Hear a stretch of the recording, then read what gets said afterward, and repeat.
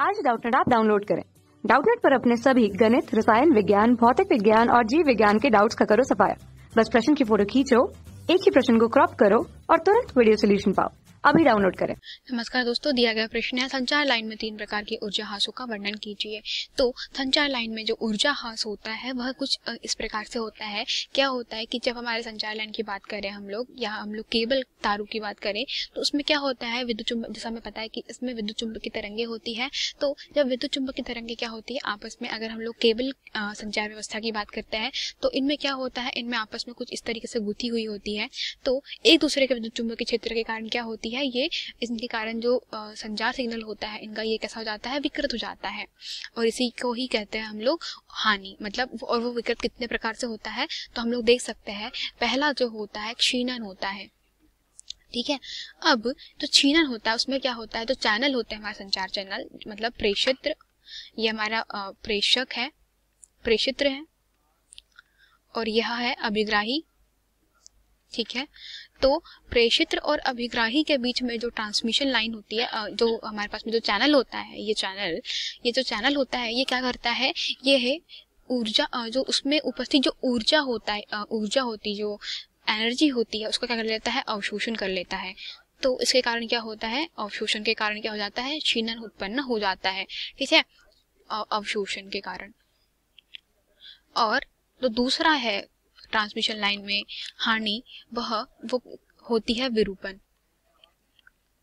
और यह जो विरूपण होता है यह कैसे होता है, जो जैसे तरंग, जैसे हमें पता है जो मॉड्यूलित तरंग होती है वो कैसी होती है, हमें पता है वो कुछ इस प्रकार से होती है, ठीक है। मॉड्यूलित तरंग कुछ इस प्रकार से होती है जिसमें वाहक तरंगे इस तरीके से आयाम के रूप में परिवर्तित होती है। अब क्या होगा कि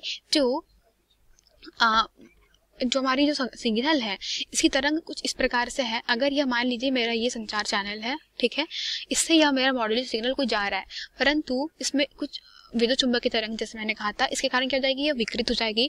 तो यह सही तरीके से नहीं मिलेगा, वो हमें कुछ इस तरीके से प्राप्त होता है, ठीक है। यह कुछ हमें इस तरीके से प्राप्त होगा और यह हमारे पास में क्या हो जाएगा, इसको कहते हैं विकृत सिग्नल, या फिर उसको कहते हैं विरूपण। यह भी एक तरीके से ऊर्जा का हास होता है, जहां पर हमारा जो सिग्नल है, देखिए हमारा जो असली सिग्नल होता है वह कुछ इस तरीके से होता है, परंतु यहाँ क्या हो गया, यह हास हो गया और हमें अच्छी तरीके से नहीं मिल रहा है। तो यह हो गया हमारे पास में विरूपण। जो तीसरा है हमारे पास में वह हो जाएगा शोर।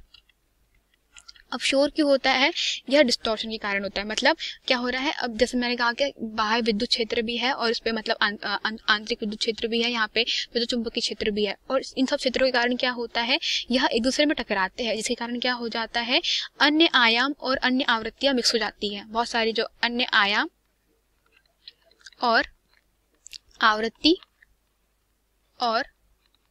आवृत्ति जो है वह क्या होती है, वह सिग्नल में, हमारा जो मेन सिग्नल होता है उसमें क्या, सिग्नल में मिल जाती है, और इस कारण से क्या होता है, शोर उत्पन्न होता है। तो हम लोग कह सकते हैं कि क्षीणन, विरूपण तथा शोर संचार लाइन में 3 प्रकार के ऊर्जा हास है। धन्यवाद। कक्षा 6 से 12वीं से लेकर नीट, IIT, JEE वो एडवांस के लेवल तक 1 करोड़ से ज्यादा छात्रों का भरोसा।